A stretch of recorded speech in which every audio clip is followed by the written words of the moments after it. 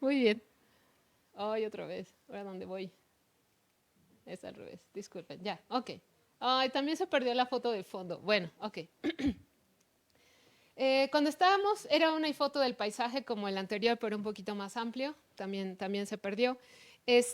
Pues justo cuando empezábamos a llegar a la estación académica, empezaron los preparativos, la gente ya estaba lista para desembarcar y obviamente pues Daisy y Rafael eran los que se iban a quedar ahí varios días, varias semanas.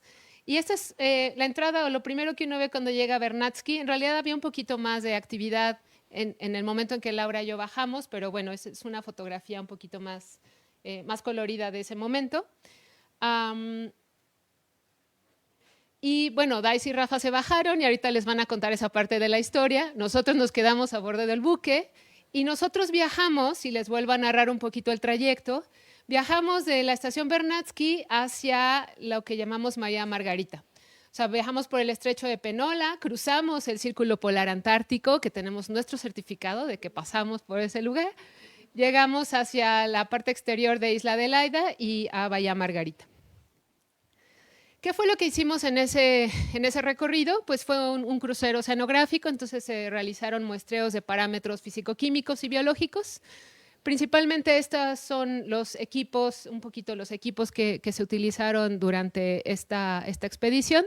Se ocupó un CTD, para los que no conocen ese tipo de equipos, son aquellos que miden temperatura, conductividad y presión para saber a qué profundidad y cómo se ven los perfiles de estos parámetros en la vertical. Se tomaron también datos de clorofila y algunas otras mediciones como oxígeno o nutrientes. Y se ocupó una rosette de botellas Niskin, que son estas de aquí, que es donde se toman diferentes muestras de agua a diferentes profundidades en el océano. La otra parte del muestreo fueron los muestreos geofísicos, que se utilizaron ecosondeos con multibeam y Topex. Se sacaron muestras geológicas, que es propiamente lo que nosotros íbamos a hacer ahí. También hubo muestreos biológicos de los organismos que viven aquí en la superficie, tanto de bacterias como de, bueno, diversos tipos de animales bentónicos. Nosotros propiamente utilizamos este equipo, que es lo que le llamamos multicorer o multinucleador, donde sacamos diversos tubos y teníamos que muestrear los sedimentos centímetro a centímetro, cada medio centímetro, dependiendo los objetivos y la resolución del proyecto. Bueno, propiamente, y también se fue la imagen que había en el fondo, obviamente todo estaba lleno de imágenes de Antártica, pero este es propiamente el título de nuestro proyecto, Implicaciones climáticas en la sedimentación marina presente y pasada en la plataforma continental de la península antártica nororiental. Y espero que no se hayan seguido perdiendo imágenes, un poco. Bueno, este es nuestro grupo de investigación. Aquí está presente el doctor Casper, bueno, la doctora Almaraz y otro colega que está en una universidad en España. Nosotros pues vamos a hacer un trabajo paleoceanográfico, sedimentológico, queremos analizar muy bien estos registros. Obviamente también hay que darles una datación radiométrica, estudios de micropaleontología, siempre apoyados de aquellos estudiantes que se animen a formar parte de todo esto. Y bueno, parte de lo que nosotros queremos hacer, ay, no seas malito, Jesús, ya se me fue. ¿Pudieras cambiarle el color a esto de aquí? Como se borró la imagen del fondo, no se ven los objetivos. A ver si se pudiera brevemente. Mientras les platico que parte de lo que queremos hacer como motivación es descubrir estos vínculos que hay espaciotemporales entre la parte glaciar y marina, porque algo muy increíble de Antártica es que es propiamente el corazón que bombea toda la circulación profunda de los océanos. Entonces, a través de la circulación termoalina es que se conecta todo el planeta visto desde el océano. Y la otra es que su registro paleoclimático de este entorno completamente único nos puede dar mucha información sobre los procesos que han ido ocurriendo y sobre todo porque queremos documentar su historia y cómo ha ido cambiando de estos procesos climáticos naturales hacia propiamente la influencia que el ser humano ha tenido en la Antártica. Algo muy importante es que el 2048 va a ser un año crucial porque el Tratado Antártico se va a volver a revisar, todos esperamos que para bien, y que sí que haya cambios, pero principalmente medidas adicionales para proteger este bello ambiente y no para lo contrario, ¿no? Bueno, en general, nuestros objetivos pues van enfocados a los registros sedimentarios. Queremos saber cómo van a ser estos ciclos. Queremos ver si encontramos también esta transición que seguramente o esperamos que será un tanto violenta entre el registro natural y la parte antropogénica. Ahorita vamos a ver por qué Antártica es un lugar muy importante para poder identificar todo esto. Y bueno, que es parte también de tener guías para una futura gestión mucho más informada, ¿no? Por un lado, científicamente hablando. Bueno, ok. Estas son algunas imágenes para demostrar cómo es que la circulación del océano profundo, bueno, va un poquito desde las aguas subsuperficiales hasta las aguas abisales. Antártica les decía que es este corazón que bombea agua a lo largo de todo el océano. ¿Y qué es lo que hace esta circulación termoalina, que es una circulación que avanza o que se va transmitiendo a través de cambios en la densidad, temperatura y salinidad? Pues una es que gracias a la circulación termoalina el océano está oxigenado, hay mucho oxígeno en el fondo y las cuencas oceánicas no son anóxicas, ¿no? Por lo tanto, la vida marina está muy pues vinculada con este tipo de circulación. Por supuesto que también el dióxido de carbono es parte de los gases que se disuelven e ingresan con estas aguas heladas, los nutrientes, que es uno de los mayores reservorios todo el mar profundo, y también transmite calor. La sensibilidad climática, en particular de la península antártica, es muy relevante, y este mapa de aquí, supongo que no alcanzan a ver muy bien las letras, pero estas flechas no son circulación oceánica, son flujos de calor. Lo que ocurre en la circulación antártica es que es en parte convergente, y convergen ahí las corrientes de los tres grandes océanos, Atlántico, Índico y Pacífico, y al converger en este sitio, pues ¿qué es lo que hacen? Llevan agua relativamente más cálida a la península antártica, y como este sitio es como un embudo que funciona, lo primero que recibe el calor en Antártica o en todo el océano del sur es obviamente la península.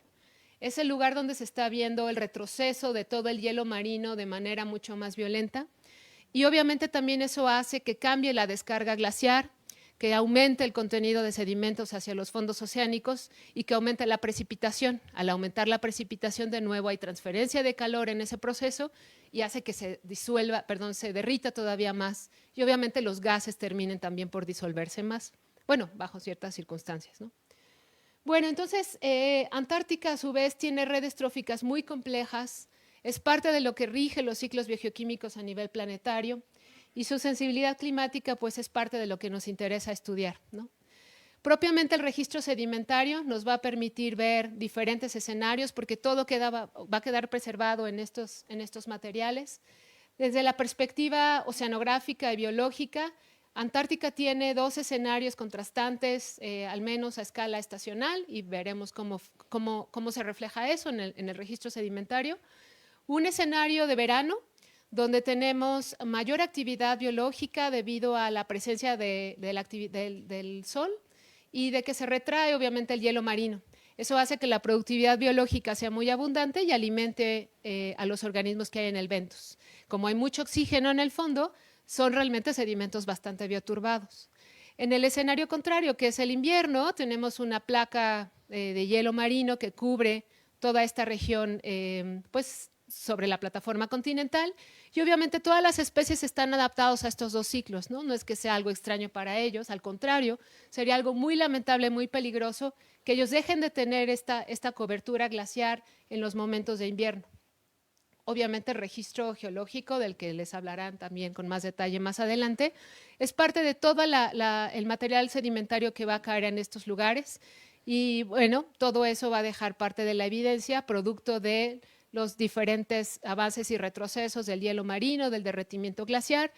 Y la otra cosa importante es que los materiales que colectamos, aunque pueden llegar a tener, de acuerdo con estos otros estudios, hasta 10 metros de longitud, nosotros solamente recuperamos pocos centímetros, entre 20 y 40 centímetros, con los multicorer, y hasta 1,5 metros con los núcleos de gravedad.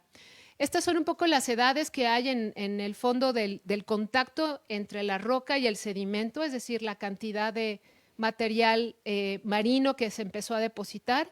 Y esto va en las partes más distales, que tiene sentido, que son alrededor de 14,000 años, hasta las partes más cercanas, por poner aquí como ejemplo esta cuenca en Bahía Margarita, hasta 9,000, 6,000, 7,000 años, ¿no? en el Holoceno.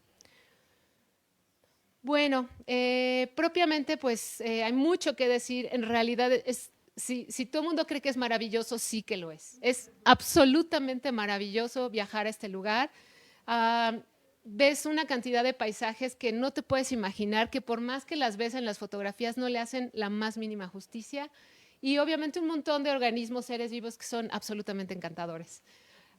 Pues por mi parte es todo, para no tomarle más tiempo a los demás, y nuestros más sinceros y profundos agradecimientos tanto a la Agencia Mexicana de Estudios Antárticos, por supuesto a todos nuestros colegas de Ucrania y a la Embajada Ucraniana en México, que bueno, nos han brindado una cantidad de apoyo inmenso. Muchas gracias a ellos. Y gracias a ustedes por escuchar. Le cedo la palabra a Rafaela Daisy. Gracias.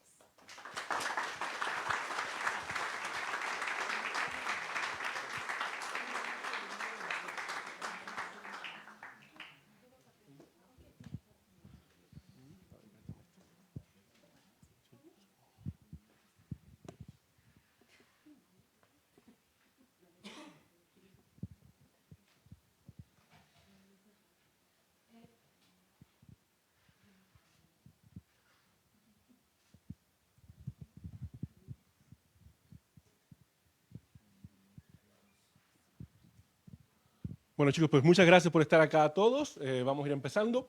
Y, bueno, muchísimas gracias por dedicarle tiempo a venir acá a ver las exposiciones. Y muchas gracias por todo el apoyo. Yo les voy a hablar un poquito sobre la geología de la Antártida. Y bueno, como han dicho ya Elsa, la verdad es que la Antártida es un lugar fantástico. Es un lugar que a mí, en lo personal, me ha fascinado desde niño. O sea, mi primer encuentro con la Antártida fue cuando yo era muy pequeño y vi un documental que se llamaba El último lugar sobre la Tierra, donde un grupo de geólogos que iban con Scott iban a la Antártida y era una serie de 4 capítulos, ¿no? Vi los 3 primeros capítulos, pero en el 4.º capítulo hubo un apagón, porque yo soy de Cuba, y entonces ya no lo pude ver. Entonces, me tomó 27 años llegar a México y ver el 4.º capítulo de Scott, pero lo logré ver. Y bueno, a partir de ahí, evidentemente, estoy fascinado con la Antártida y quiero mostrarles un poco de mi fascinación por la Antártida hacia la parte geológica. Bueno, la geología de la Antártida, nosotros siempre me dicen, bueno, ¿cómo es la Antártida? Y a mí me gusta decirle a la gente que la Antártida es un continente. Es como decir, bueno, ¿cómo es América? ¿No? O sea, América tiene muchas cosas. La Antártida tiene lugares que no tienen nada de hielo, tiene lugares que son extremadamente secos y son llamados el desierto blanco, tiene lugares donde no hay precipitación, tiene valles muertos, entonces tiene muchas cosas. Pero geológicamente hablando, la Antártida, acá ven, hay una parte que es como redondita, que es una provincia que en realidad tiene afinidad con Gondwana, y una parte donde se encuentra, donde nosotros trabajamos, que es la península, que en realidad tiene afinidad con los Andes. Entonces, geológicamente tenemos 2 grandes grupos que son completamente diferentes, ¿no? No es lo mismo estar estudiando cosas de afinidad con los Andes que cosas con la afinidad andina. Y nosotros estudiamos esto porque lo que yo estudio, que son unos organismos muy chiquititos que se llaman calpionélidos, tienen afinidad con el Tetis.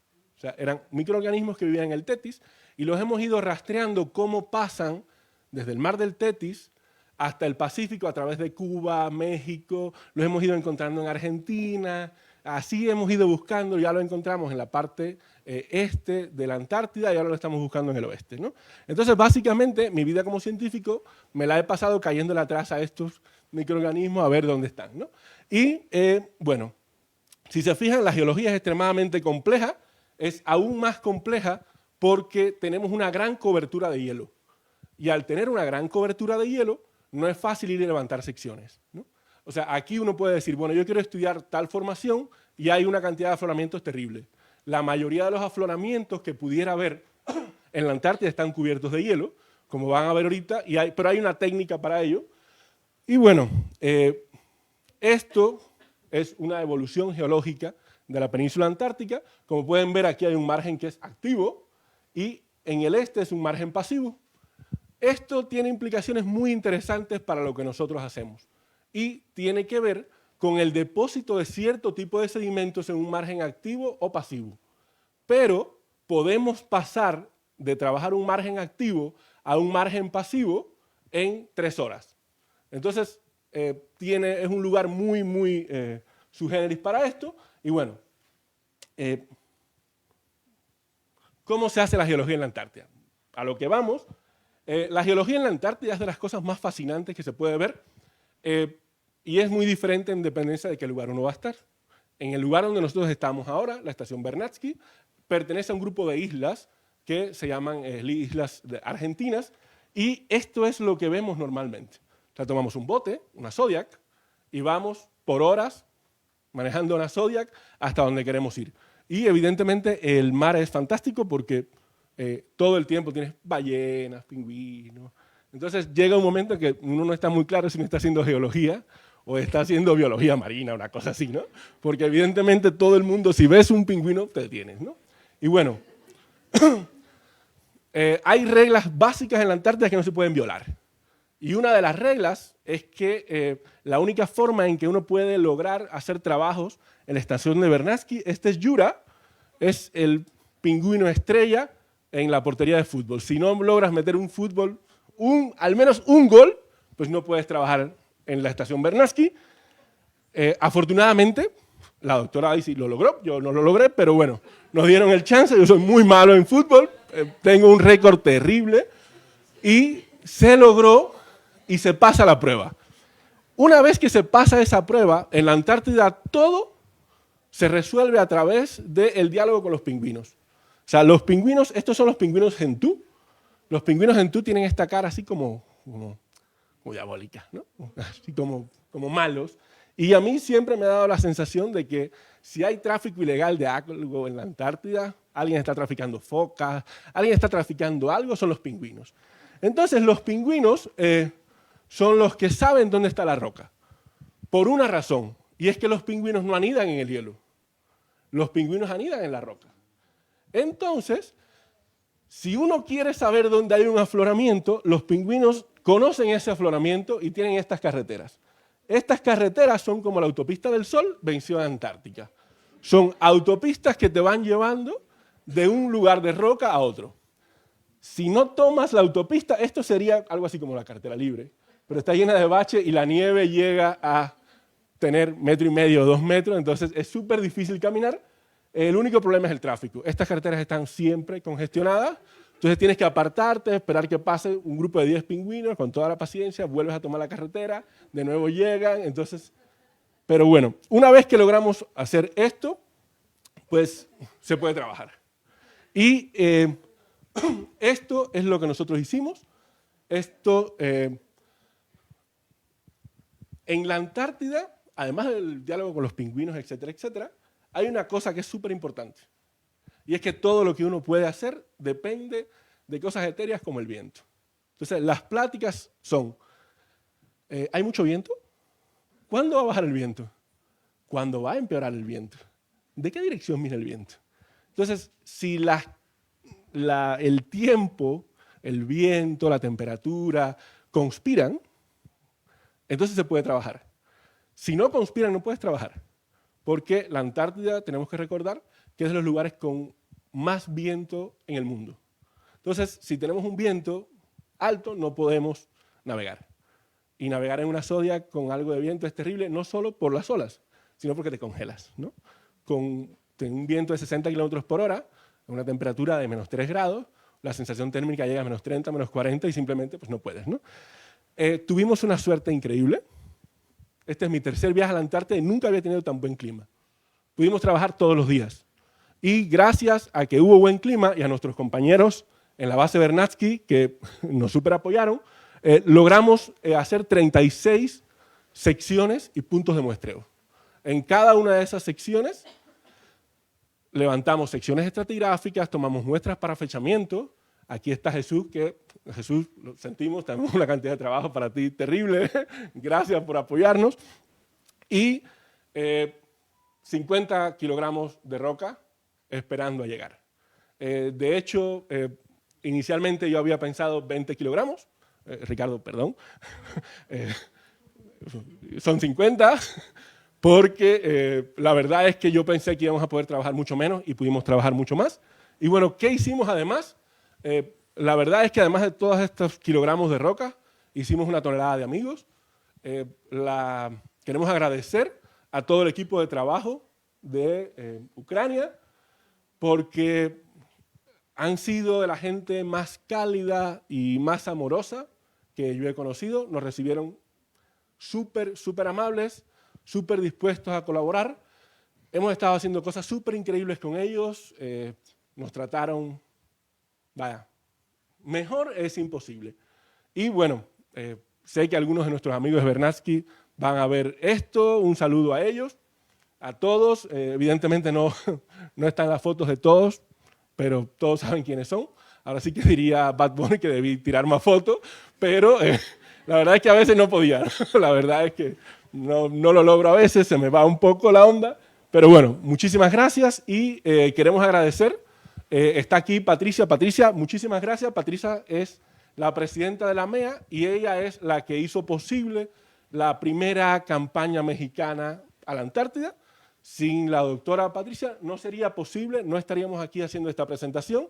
Entonces, mi mayor agradecimiento, Patricia, muchas gracias por todo el trabajo que has hecho, que no es un trabajo trivial, es un trabajo enorme, es muchos años de trabajo que ha hecho Patricia para que la ciencia polar en México dé un inicio y tenga una continuación exitosa. Gracias al Instituto de Geología, acá está Ricardo y a todos los que nos han apoyado. O sea, sería imposible agradecer a todos los que nos apoyaron en esto porque la verdad es que todo el mundo nos ha apoyado muchísimo y pues muchas gracias.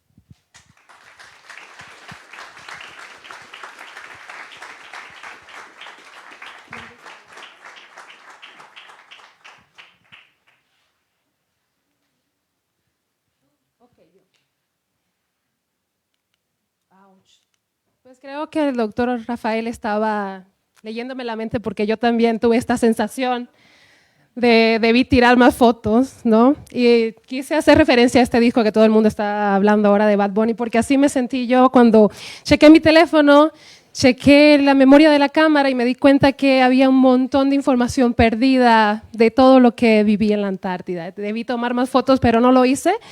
Pero voy a intentar no ser egoísta y compartir con ustedes parte del recorrido. Tengo un montón de videitos pequeños que quiero mostrarles en esta presentación para que se hagan una idea de qué fue llegar a Vernadsky y qué fue muestrear allí. Pues se está perdiendo un montón de información del fondo. Pues como les mencionaba, nuestros colegas que hicieron la presentación anteriormente, les agradecemos muchísimo a la MEA. Voy a hablar un poco de algo que se ha omitido hasta este punto porque voy a tener que llenar los huecos de información. Mi presentación va a ser más pequeña porque ya ellos han hablado muchísimo de lo que hicimos, pero debo decir que este proceso de selección que nos permitió hacer la MEA en conjunto con el Instituto Antártico de Ucrania no es trivial, es un poco complejo, tenemos que someter nuestros proyectos, se revisan en conjunto con el Instituto Antártico de Ucrania, pasamos una serie de pruebas físicas también para saber si nuestra salud es óptima, eso no le habían dicho, pero esto tiene que ser así porque sí necesitamos estar en condición para poder hacer los muestreos en este lugar. Después se hacen todas las presentaciones, es una especie de concurso. Y fue muy interesante cuando estuvimos en Vernadsky intercambiando con los otros científicos que estaban allí. Ellos tienen este mismo sistema, pero incluso más riguroso. ¿Por qué? Porque la mayoría de los científicos que conocimos allí no iban a pasarse un mes como nosotros, se pasan un año entero. Así que su chequeo médico es exhaustivo y en el caso de nosotros, pues estuvimos bien y pudimos ir, todo perfecto. Entonces, le agradecemos muchísimo de nuevo a la MEA, a Pati, a todos los que colaboraron y nos dieron esta oportunidad. Punta Arenas, ya Elsa les estuvo mencionando qué es esta ciudad y yo les voy a dar otro pequeño dato. Es una ciudad netamente antártica. Todo lo que se respira allí es antártica. Cuando caminas por los lugares encuentras científicos en los bares, en los lugares de comida. Todo el tiempo se están preparando expediciones. ¿Por qué? Porque desde Punta Arenas es uno de los pocos lugares que se vuela directamente a la Antártida. Y esto es único también. Hay como 2 o 3 lugares en el mundo donde puedes tomar un vuelo directo. Este es uno de ellos. Y aparte tiene una historia desde el siglo XVIII aproximadamente. En 1916, pues, desde esta ciudad salió la expedición que rescató a Shackleton, así que se respira este aire marino. También hay museos dedicados a esta temática. Y para mí fue muy interesante cuando estuve en el Nosfera, que no voy a hablar de eso porque ya Elsa habló del Nosfera y no sé tanto del Nosfera como ella. Pero cuando subí al Nosfera, y fue bastante rudo sentir este mareo y esta como mal de mar. Hay algunos que no lo sintieron. Elsa y Rafa estaban perfectos y yo así sintiendo que estaba enferma todo el tiempo, tratando de resistir sin tomar pastillas, yéndome a cubierta todo el tiempo así para ver el horizonte y estar un poquito mejor, pero sí es rudo. Y para algunas personas lo fue mucho y algunas personas estuvieron tiradas en su cama vomitando. Eso es una realidad, así es pasar el estrecho de Drake. Pero cuando estuve en Punta Arenas vi estos pequeños barcos que utilizaron unas réplicas de los barcos que se utilizaban en varios museos y eran de madera, y era pequeñísimo, y ahí sí me di cuenta que los navegantes de esa época eran magos, no sé qué hacía, cómo lo lograban, eran increíbles, eran superhombres. Estos son videos, espero que sí. Este es nuestro primer videíto acercándonos al Nosfera. Yo estaba ahí de paparazzi un poco de los colegas, cómo estaban llegando. Allá al final del puerto está el Nosfera. Y nuestra primera foto, súper emocionados todos, con un poco de timidez de pedirle a alguien que nos tomara esta foto, pero fue absolutamente maravilloso tenerla justo antes de abordar. Y aquí hay un colega y amigo, Yuri Boychenko, que es el ingeniero, uno de los ingenieros del Nosfera, que nos acogió desde el primer momento que llegamos, nos permitió sacar la bandera, tomarnos nuestra primera foto con la bandera ucraniana. La acogida fue maravillosa, ¿no? Y nos enseñó el barco también. Es alguien increíble y espero que esté mucho tiempo en el Nosfera y que muchos científicos lo puedan conocer. Y aquí fue como, ¿cómo se baja uno del Nosfera y se va a Galíndez? Tuve miedo, tuve bastante miedo cuando vi esta escalera de madera y cuerdas y dije, wow, vamos a ver si no me caigo al agua y ya pues, lo arruino. Esos son los videos que tomaron Elsa y Laura, muchísimas gracias por este recuerdo. Esa soy yo bajando. Hay muchísimo viento, pega contra el barco, es un poquito complicado, pero se logra. Voy a pasar al siguiente. Oh, perdón. Disculpen, es que es un poco complicado lidiar con el video. Último, ya yo estaba allí. No, sí llegué, lo logré. Estoy aquí sentada. El barco nos dice adiós. Y allí estaban un montón de científicos que luego conocimos. En ese momento solo estaban haciendo de Uber hacia Galíndez, pero los que estaban allí manejando el barco, la Zodiac, todo eran científicos, porque también tienen que saber manejar estos barquitos. Ahí nos estábamos alejando.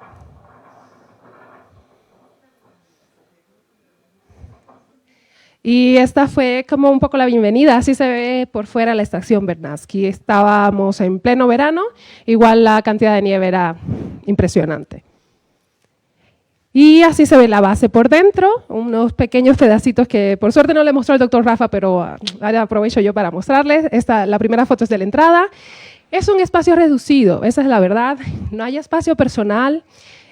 Los cuartos son súper pequeñitos para 4 personas, cuando tienes suerte, si no duermes en el ático, cuando hay muchas personas en la estación, es muy, muy pequeño.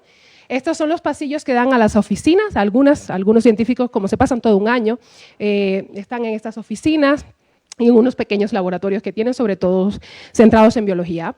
Y esta foto me gustó muchísimo, espero que aquí está nuestro sticker de Camex 1, pero bueno, no se ve tanto, pero ahí estamos.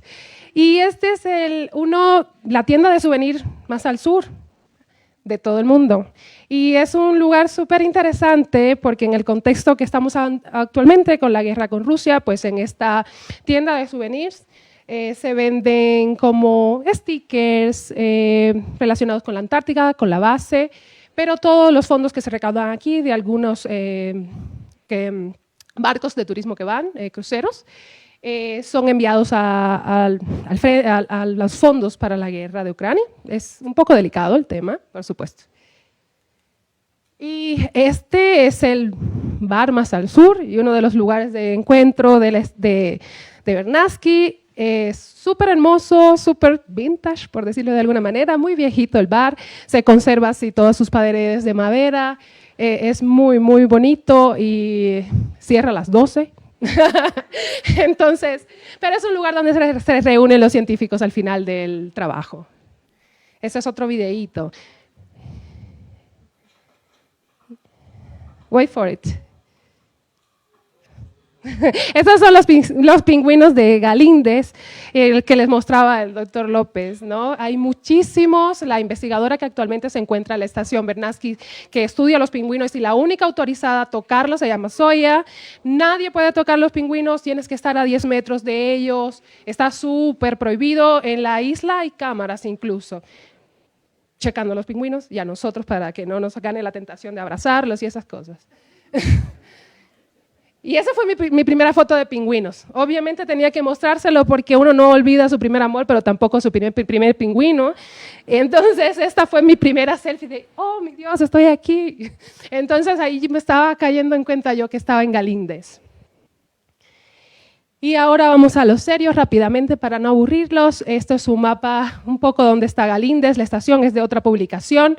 Y cómo salir a hacer muestreo en estos ambientes. Aquí hay un pequeño videíto de qué pasa cuando no tomas la carretera de los pingüinos. Caminar es súper complicado, súper ventoso.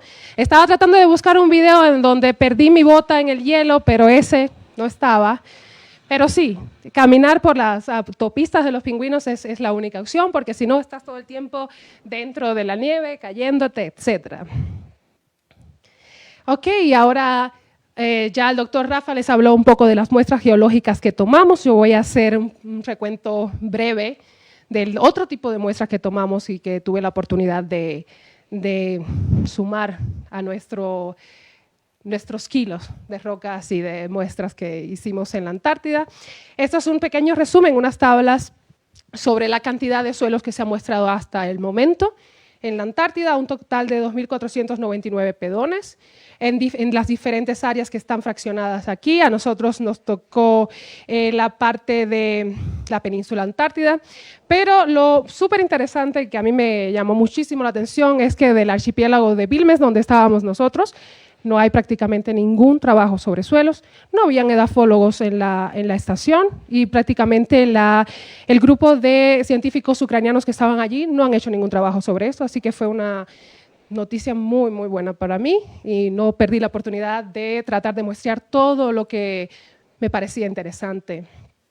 Y claro, con el permiso de la base y todos los permisos necesarios, porque les recuerdo, para muestrear en la Antártida tienes que tener permisos especiales que se gestionan con anterioridad. ¿Y qué tipo de suelos tenemos en la Antártida? Voy a pasar rápidamente, no los voy a aburrir con esto. Espero publicar sobre ello, entonces ahí les comentaré mejor. Los tres tipos de suelos que yo identifiqué en la Antártida, en las islas que pudimos muestrear, fueron suelos relacionados con una cobertura de musgo y suelos relacionados con aves y finalmente suelos endolíticos. Estas son algunas características que se han publicado sobre suelos sobre musgos, someros, frágiles entre 10 y 30 centímetros, tienen muchísimo material vegetal, por supuesto. Y esto fue lo que yo vi. Ahora sí funciona esto.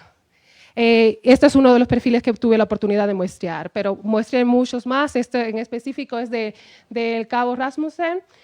Tuve oportunidad de muestrear en otras islas este tipo de suelo que se desarrollaron bajo los musgos. La Antártida es un poco más verde de lo que todos pensábamos, ¿no? Es bastante interesante. El otro tipo de suelos es el suelo relacionado con las aves y los pingüinos. En el caso, en este libro que es un resumen de los suelos de la Antártica, siempre hablan de los suelos ornitogénicos relacionados con pingüinos, pero debo decir que hay algo más y pude comprobarlo en mis muestreos. Hay otros tipos de aves como los martines y otras pequeñas aves que no sé muy bien sus nombres, pero mis colegas de la Antártida sí, que generan unas cantidades increíbles de material con concha de lo que comen, y también esos son suelos ornitogénicos, ¿no?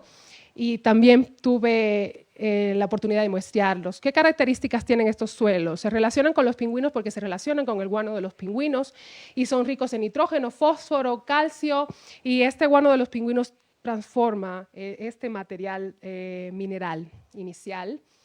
Y hay algo muy interesante de este tipo de suelos, y es que son muy usados para reconstrucciones paleoambientales y paleoecológicas, por supuesto, ¿no? Si tenemos un lugar de la Antártida donde hubo una colonia de pingüinos, uno puede hacerse una idea cómo eran las características climáticas de ese espacio. Aquí estoy yo, no se ve también porque hay mucha luz, pero aquí hay un pingüino que amablemente no me picó mientras intentaba yo hacer este perfil. Le llaman roqueríos, un roquerío que está siendo actualmente utilizado por estos pingüinos, pero no solo, ese es el otro tipo de, ¿este es el señalador? Sí. Este es el otro tipo de material que les decía. Aquí están todas estas conchas que depositan las aves para alimentarse, y bajo estas conchas hay todo este desarrollo de suelo, muy interesante, con horizontes y todo, me pareció genial, y tuve oportunidad de muestrearlos también. Y finalmente, quizás lo más atípico, los suelos endolíticos. Aquí en el Instituto de Geología, justo antes de irnos a la Antártida, tuvimos la oportunidad de ver una presentación del doctor Nikita Mergelov, que también es un explorador e investigador antártico, que hace este tipo de estudios, pero por supuesto no en esta parte de la Antártica y no con los colegas ucranianos, pero también me di a la tarea de tratar de encontrar este tipo de material. ¿Por qué? Porque es una evidencia de pedogénesis extrema en la Antártida y es un análogo quizás de lo que podría darse en ambientes en otros planetas como Marte, ¿no? Entonces son los suelos endolíticos que están dentro de las rocas, se forman bajo las rocas por la acción de líquenes, cianobacterias, hongos, y finalmente los encontramos. Fue muy difícil, estos no eran comunes en estas islas de lo que se le llama la Antártica marítima. Entonces encontramos al menos 2 puntos donde estaban estos suelos endolíticos. Se perdió todo, pero bueno, esos son nuestros puntos de muestreo, nuestros nombres. Ya el doctor Rafa les había mostrado el mapa un poco mejor. Y aquí están algunos de los colegas con los que estuvimos trabajando: la doctora Olga Ilugin, Taras soy muy mala en esto, Peretiaco, Natalie Dicul en el barco, también Sergi Kadurin, la bióloga Lisa Safonova y Albert, que es un geofísico. Estas personas nos apoyaron muchísimo y colaboramos y nos llevaron a estas islas y nos dieron ideas de dónde muestrear también, porque ellos llevaban ya un año muestreando aquí, ¿no? Haciendo sus trabajos aquí.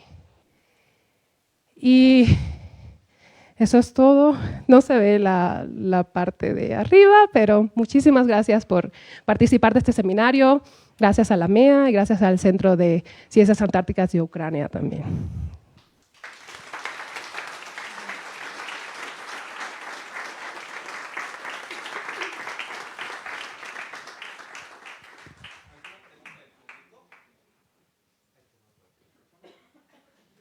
¿Hay alguna pregunta?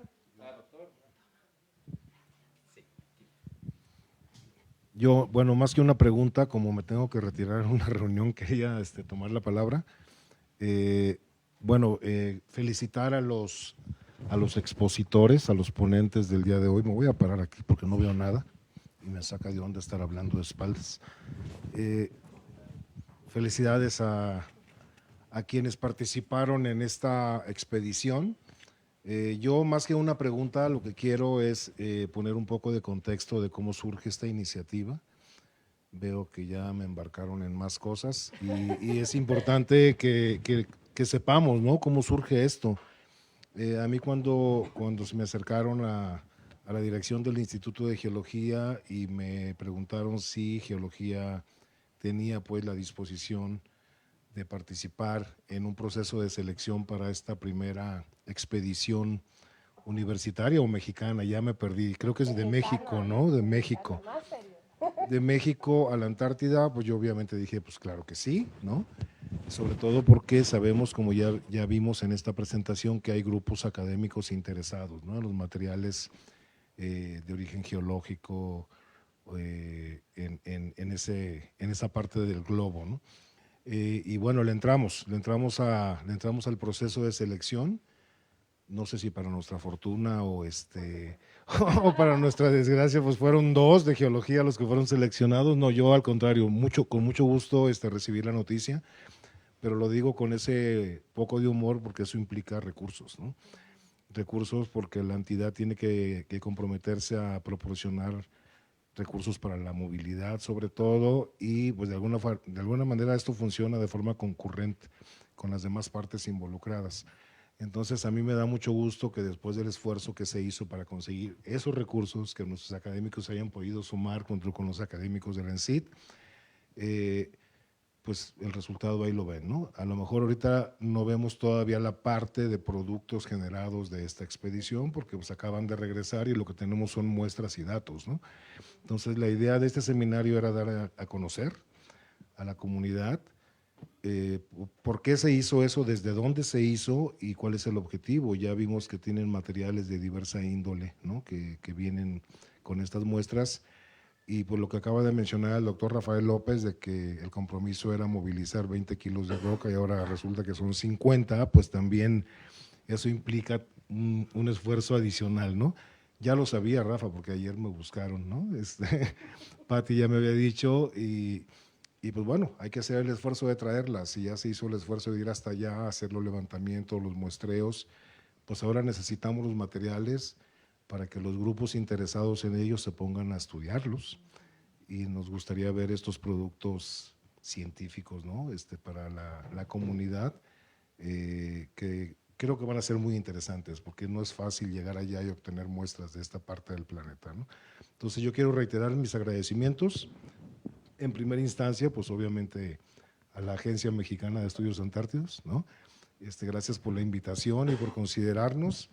Mi agradecimiento muy sentido y especial es a este Instituto de Estudios Antárticos de Ucrania y al gobierno de Ucrania. Yo no pude estar aquí cuando nos visitaron de la embajada, pero sé que es un proyecto que a ellos les interesa muchísimo.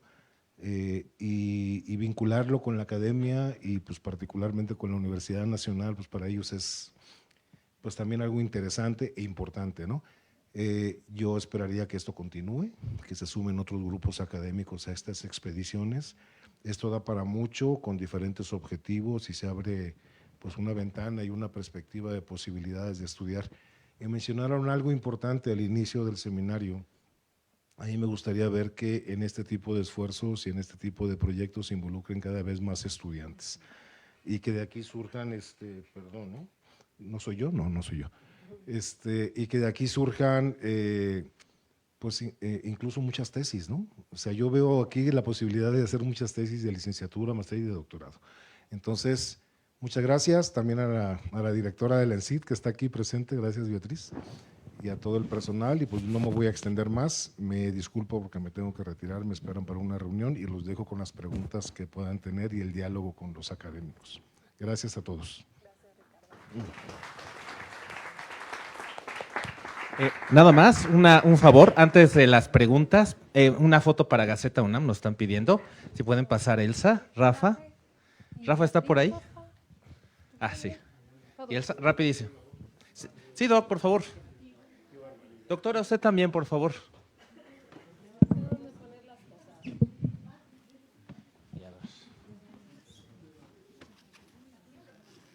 Ahí está bien, ahí está bien.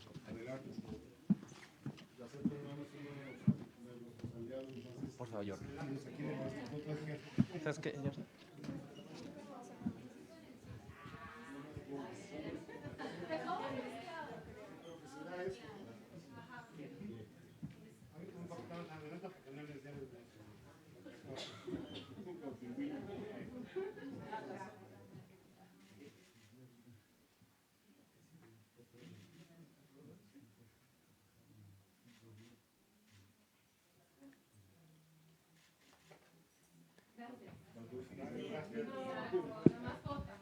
Muy bien. Entonces, ¿tenemos preguntas? Por favor. Doctor Ortega.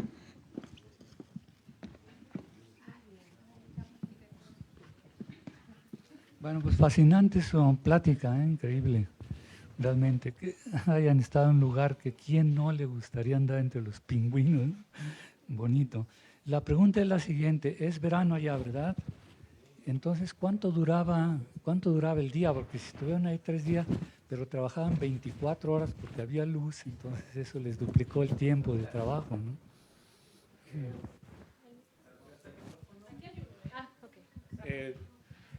Doc, en realidad, cuando es verano, por debajo del círculo polar ártico es de día completo, así, el sol no se oculta. Donde nosotros estábamos, bueno, la parte geológica, hay como un atardecer y se sigue, ¿no? Entonces no teníamos noche nunca, entonces no hay problema. El problema es la comida. Que si no regresamos a la hora de la comida, Lena sí se pone muy molesta y no queríamos molestar a Lena, pero normalmente llegábamos como 10 de la noche.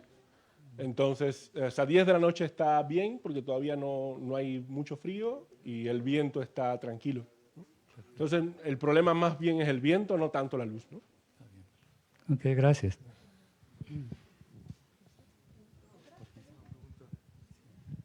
Sí, también una pregunta para Rafa.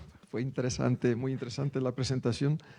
Oye, nos hablaste de rocas, pero nunca nos dijiste, aunque sea grosso modo, ¿qué encontraste? Es que hay que mantener el suspenso, Doc, si no. O sea, eso es parte, o sea, ¿sabe? Hay que ir paso a paso. Bueno, la descripción original de esta parte de la Antártida se hizo en los años 30. Entonces, nosotros hicimos un proyecto esperando ciertas cosas, y esas ciertas cosas no fueron tan ciertas, pero así es la ciencia. Entonces, traemos una serie de sedimentos que son del Jurásico-Cretácico que estábamos buscando, pero además de eso, caímos en un campo volcánico, que es algo que está completamente fuera de mi expertise, pero tengo el WhatsApp de Jesús, que sí le sabe a eso. Entonces, justamente lo que hicimos fue tratar de, para entender la evolución de esta zona, que es una evolución bastante complicada, también muestreamos cosas que son puramente volcánicas, porque no se sabe qué edad tiene, ¿no?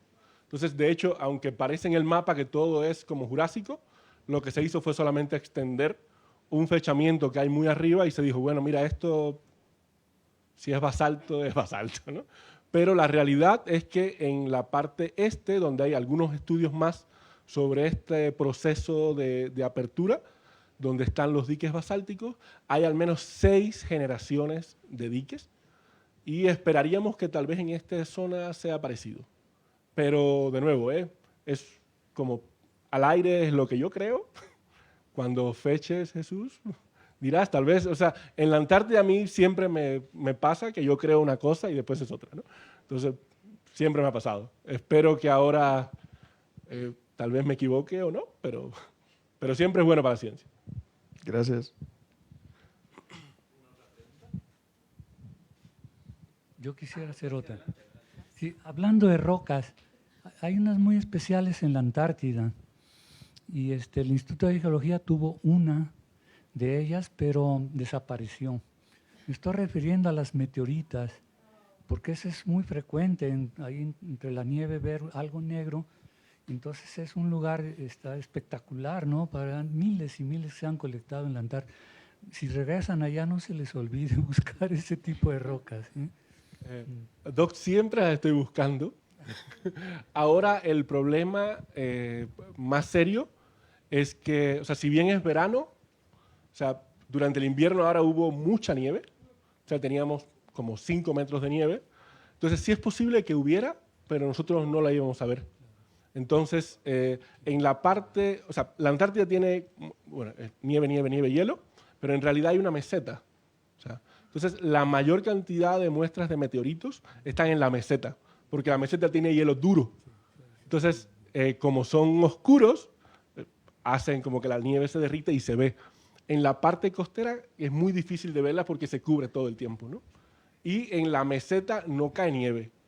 O sea, lo que uno ve de pronto en las películas, así, el viento y la nieve, o sea, no es tanto que está nevando porque hay muy poca humedad, es más bien nieve rodada, es como arena de nieve, que ha pasado durante toda la meseta por estos vientos catabáticos y pegan, ¿no? Entonces ahí es donde más meteoritas en realidad se encuentran. Ojalá pueda ir, pero la verdad es que no he tenido la oportunidad de ir hasta allá. Gracias. Patricia,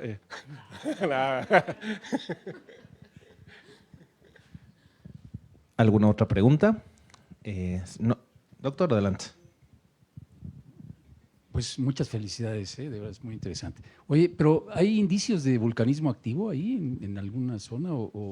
Digo, al decir indicios, quiere decir, no sé, fumarolas, algún tipo de evidencia que te esté dando este tipo de actividad volcánica activa actualmente. Hay relativamente cerca 2 volcanes muy famosos. Tal vez el volcán más famoso, o sea, el que más se conoce, es de Isla Decepción. Isla Decepción es una caldera. O sea, hay una explosión y está la caldera del volcán, sigue activa y sigue térmicamente activo. De hecho, es un lugar muy turístico porque la gente va justamente a bañarse en el mar de la Antártida, entonces tienes los pingüinos, te puedes bañar, pero está calientito, ¿no? Entonces sí hay evidencia actual de vulcanismo activo. Está evidentemente en un par de montes como el monte Elbrus, que sigue activo con fumarolas, etcétera, etcétera, y hay algunos reportes de erupciones volcánicas subglaciares. Entonces sí hay mucho vulcanismo activo, no del tipo de vulcanismo que a mí me gustaría, como este vulcanismo que saca tubos de lava y eso, como el Chitle, que es el vulcanismo que a mí más me gusta, honestamente. De ese no he logrado encontrar. Muy bien, tenemos otra pregunta por acá. Muy bien. ¿Pueden pasar, por favor, el micrófono allá?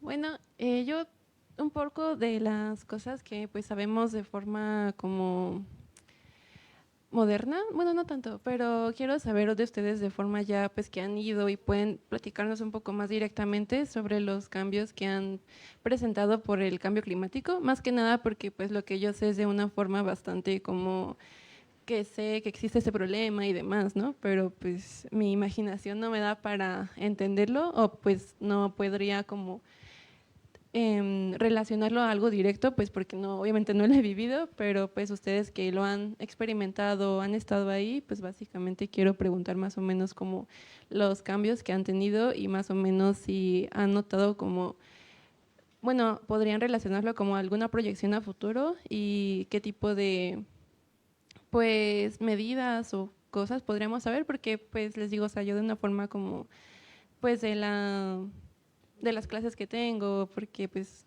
nada más soy estudiante hasta ahorita, entonces pues es como lo teórico que sé, lo que he aprendido, pero pues me interesa mucho como ya saberlo de alguien que directamente me lo podría decir. Claro, bueno, tomaré la palabra para esto. Desde la perspectiva, poniéndolo climática y oceanográfica y ecológica, la buena noticia para Antártica es que está protegida al 100%. La mala noticia es que todo el mundo está conectado y la Antártica se da cuenta de lo que está sucediendo en el resto del planeta. Y estos flujos de calor, que aunque pareciera que todo está bajo cero, no es lo mismo tener menos 20 que tener 0 grados, ¿no? Para nosotros es muy frío y para nosotros es igual de terrible en cualquiera de esos 2 escenarios, pero no para los seres vivos que habitan ahí. Entonces, el aumento en las temperaturas del océano y de la atmósfera, por supuesto que hay una repercusión en la forma en que los organismos están adaptados a vivir en esos ambientes. La otra es, obviamente, que la circulación oceánica también viaja por todos los océanos, tanto a nivel superficial como a nivel profundo. Entonces, eso altera, por una parte, esos patrones de distribución de nutrientes, oxígeno, dióxido de carbono, etcétera. Y de manera puntual, que propiamente nos comentaron nuestros colegas ucranianos, es que estos lugares donde anidan los pingüinos, cuando ellos llegaron ahí, fue en el 97, por ahí de finales de los 90, no había colonias de pingüinos, porque el lugar era mucho más frío. Los pingüinos vivían más al norte, en la península antártica. Entonces, estos pingüinos en particular están migrando hacia el sur para buscar un lugar mucho más frío, porque te decían, no es lo mismo menos 20 que menos 30 que menos 10. Esos 10 grados de centígrados de temperatura es muchísimo para los seres vivos de allá. Y obviamente muchas especies también están teniendo problemas en su alimentación, porque el hielo marino, al no crecer o al no tener extensiones tan grandes, las algas que crecen asociadas al hielo terminan por no tener esa parte de su ciclo. Entonces, o se van a otro lado o simplemente ya no habitan ahí. El krill, que es el siguiente en la cadena trófica, no se alimenta de las algas y después vienen todos los demás, ¿no? Ballenas y de ahí de los peces que se alimentan de este krill y toda la cadena trófica termina por verse afectada. Entonces, esos pequeños cambios en la temperatura antártica los siente más que nadie en el mundo y son parte de las cosas que se están evidenciando a través de todos estos estudios científicos. Muy bien. Voy a aprovechar también, hay algunas preguntas por parte de una reportera de comunicación social, ¿se las puedo realizar ahorita? Muy bien. Bueno, la primera es, ¿cómo serán los estudios que realizarán en laboratorio de todas las muestras que ustedes van a recolectar? Pues es una pregunta muy amplia porque cada tipo de estas muestras tiene tratamientos particulares. Yo creo que le puedo platicar de lo que haría yo con estas muestras de suelo que tomamos. Haríamos geoquímica general para entender el contenido de diferentes fósforo, nitrógeno, como les comenté, calcio. También haríamos micromorfología para ver cómo es las características micromorfológicas de este tipo de suelos. También difracción de rayos X para entender un poco de la mineralogía, de cómo el material parental se relaciona con las características de este suelo que tenemos aquí. ¿No? Ese sería algunos de los ejemplos de métodos que utilizar. Perfecto. También dice, ¿cuánto tiempo pasará para tener primeros resultados? ¿Un tiempo aproximado? Esta pregunta duele mucho y es una de las que más hacen. Pues es un poco difícil de estimar, pero esperemos que las muestras estén aquí abril, con mucha suerte. Entonces, un año después de abril, voy a ser súper optimista aquí ahora. Algo así. Muchas gracias. Bueno, hay otras 3 preguntas, van a ser muy breves. ¿Qué investigaciones próximas habrá con Ucrania en aquel sitio? ¿Hay alguna otra Bueno, por la parte de sedimentos y la parte oceanográfica, pues una vez que empecemos a generar resultados, pues habrá que comentarlos con los colegas de allá, con los que estuvimos trabajando. De hecho, hay mucha más información que ellos incluso nos ofrecieron. En la parte oceanográfica dijeron si necesitas los perfiles o alguna otra información de la que sacamos al mismo tiempo, pues habría que conversar con ellos para formalizar un poquito más ya las discusiones. Pero sí, definitivamente la puerta nos la dejaron completamente abierta, lo cual es genial. Ok, me imagino que para una segunda expedición, ¿no? También. Pues habrá, la MEA tiene programadas más, así que… Exacto, claro. Patricia, ¿nos puede responder esa pregunta, por favor? Hola, gracias. Bueno, anunciar un poco que ahorita mismo hay 4 proyectos en realización. Entonces, hay proyectos a bordo del buque, hay proyectos en la base y hay un proyecto híbrido que tiene que ver con krill, que es con una empresa incluso que trabaja y colecta el krill.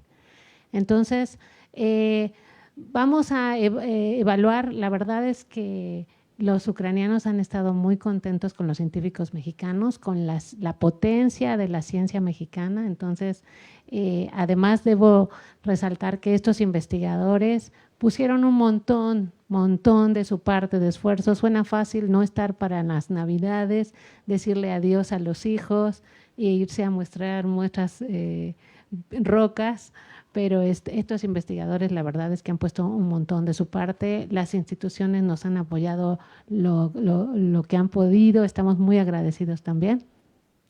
Entonces, pues vamos a ver cómo podemos hacer una segunda campaña, pero ya con más apoyo a los investigadores, que no pongan tanto de su bolsa. Entonces, nos toca ahora hablar con las instituciones.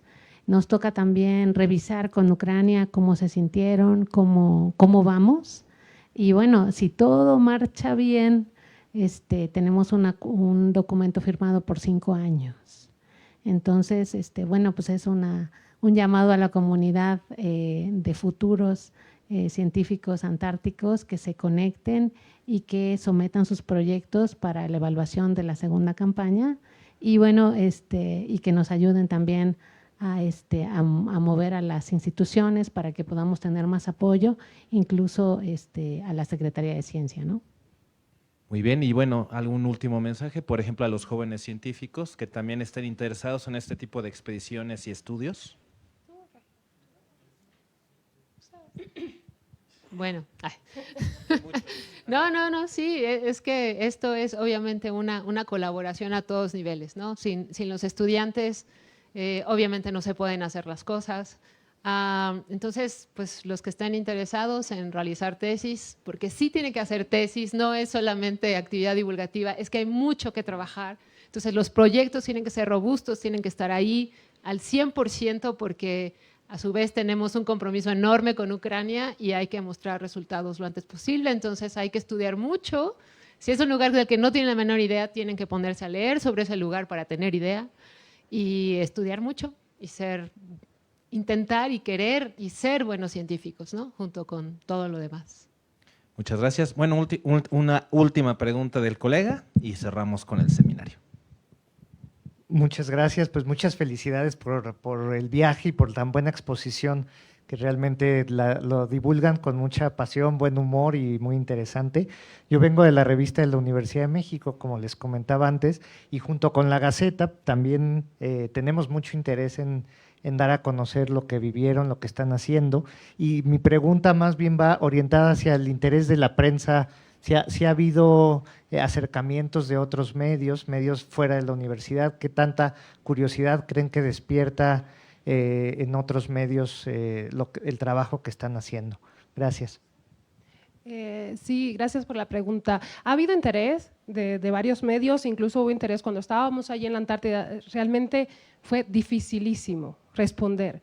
Llegábamos, no te voy a mentir, llegábamos desbastados a las 10 de la noche de trabajar y era casi imposible dar una entrevista o responder correos, no era nada sencillo. Dimos una entrevista estando allá en la base, ahora justo dimos una entrevista para El País, pero ya estando aquí. Mientras estuvimos allá, y me imagino que es lo que están experimentando, lo que están trabajando ahora, es extremadamente complicado. Y también como es algo tan nuevo como esta campaña, la primera campaña mexicana, quizás no se cae mucho en cuenta de que es tan único, ¿no? Pero sí queremos hablar de esto, sí queremos que se entienda que México está haciendo ciencia antártica y para que se abran más posibilidades, para que hayan también fondos para poder ir, ¿no? Y se haga más investigación mexicana en la Antártida. Pero sí, un poquito la prensa se ha enterado. ¿Comentario acá? Sí, bueno, ha llamado mucho la atención. Hubo una conferencia de prensa en CIATEG, porque uno de los proyectos tiene mucho que ver con investigadores de CIATEG, Jalisco. Entonces, la prensa de Jalisco estuvo tomando nota. Hay otro proyecto que es de CICESE, de Ensenada, entonces la prensa de Ensenada también estuvo tomando nota. Canal 11 hizo una entrevista en vivo. Canal 11 nos invitó ayer o antier a hacer una entrevista. Entonces, prensa local en Punta Arenas, varios medios, blogs, la Sociedad Científica Juvenil de México también está muy interesada. Es decir, estamos muy gratamente estos investigadores y los proyectos y las instituciones pues están levantando mucho interés y bueno, creemos que es oportuno para que se aprovechen todas las oportunidades para los mexicanos, ¿no? Bueno, muy bien, pues un aplauso, por favor.